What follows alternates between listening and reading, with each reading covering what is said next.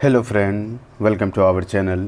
आज के इस वीडियो में हम लोग पढ़ने वाले हैं भारत के भूगोल से रिलेटेड तीसरा पॉइंट, भारतीय नदी तंत्र के बारे में। तो भारतीय नदी तंत्र को 3 हिस्से में बांटा गया है। सबसे पहला है आपका गंगा नदी तंत्र, उसके बाद दूसरा है आपका ब्रह्मपुत्र नदी तंत्र, तीसरा है सिंधु नदी तंत्र। तो आज के इस वीडियो में सिर्फ हम लोग गंगा नदी तंत्र को देखेंगे और अगले वीडियो में हम लोग ब्रह्मपुत्र नदी तंत्र और सिंधु नदी तंत्र को एक ही साथ देखेंगे। यानी कि 2 वीडियो में भारतीय नदी तंत्र को हम लोग कंप्लीट करने वाले हैं। तो चलिए इस वीडियो को करते हैं शुरू। गंगा नदी, भागीरथी नदी गंगोत्री हिमनद से गोमुख नाम के स्थान से निकलती है। अलकनंदा नदी बद्रीनाथ के पास सतोपंत ग्लेशियर से निकलती है। देवप्रयाग में अलकनंदा और भागीरथी नदी मिलती है और वहाँ से गंगा नदी के नाम से जानी जाती है।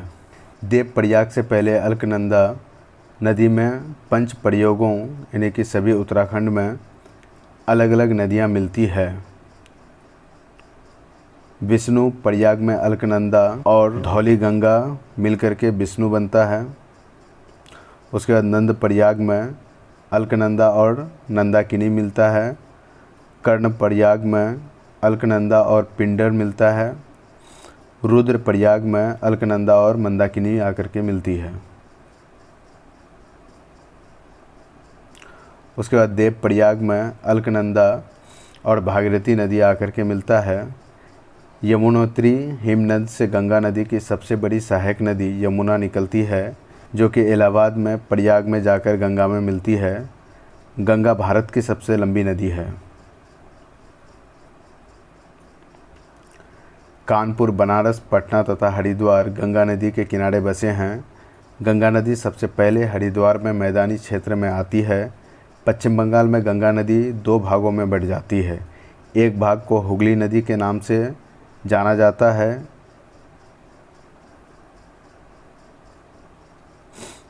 हुगली नदी आगे बढ़कर बंगाल की खाड़ी में गिर जाती है। इसी नदी के किनारे कलकत्ता शहर बसा हुआ है। दूसरा भाग बांग्लादेश में प्रवेश कर जाता है और वहाँ से इसे पद्मा के नाम से जाना जाता है। वहीं दूसरी तरफ से ब्रह्मपुत्र नदी भी बांग्लादेश में प्रवेश करती है और यहाँ इसे यमुना के नाम से जाना जाता है। ये दोनों बड़ी नदियाँ पद्मा यानी कि गंगा एवं जमुना यानी कि ब्रह्मपुत्र का बांग्लादेश में नाम है, बांग्लादेश में मिल जाती है और मिलने से इसे पद्मा नदी ही कहा जाता है।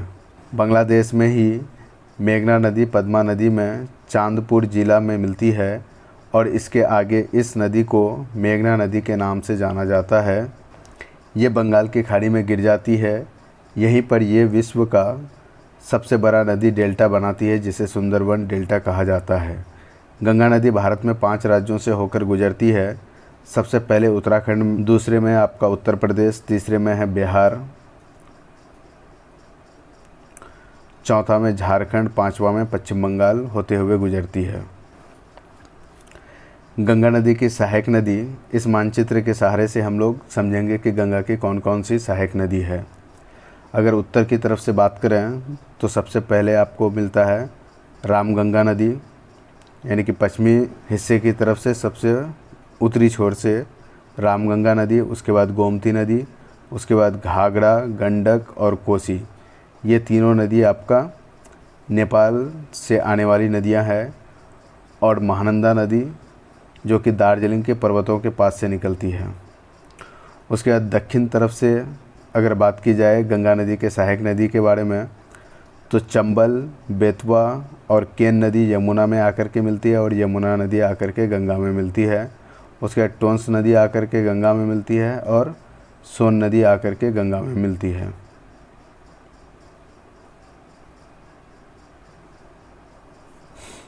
गंगा की सहायक नदियों को 2 भागों में बांटा जा सकता है।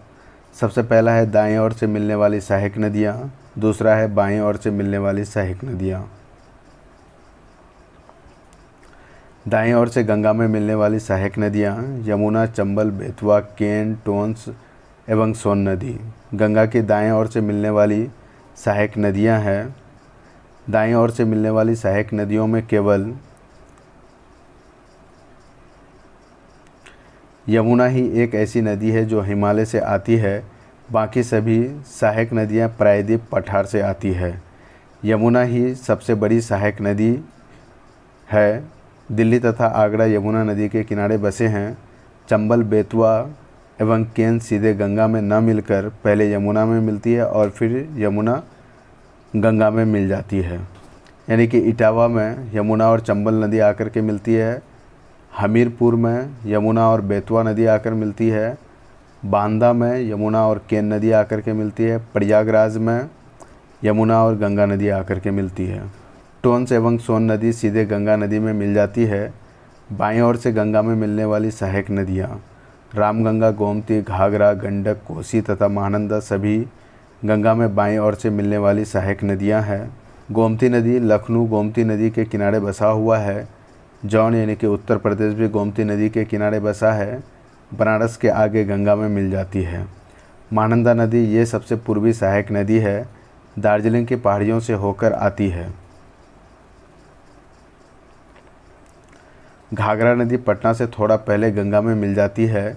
गंडक नदी उद्गम नेपाल में होता है, यानी कि यह त्रिशूल गंगा तथा काली गंडक के मिलने से बनती है। इसे नेपाल के पहाड़ी क्षेत्र में सालिग्राम कहते हैं और जब ये नेपाल के मैदानी क्षेत्र में आ जाती है तब इसे नारायणी नदी भी कहा जाता है।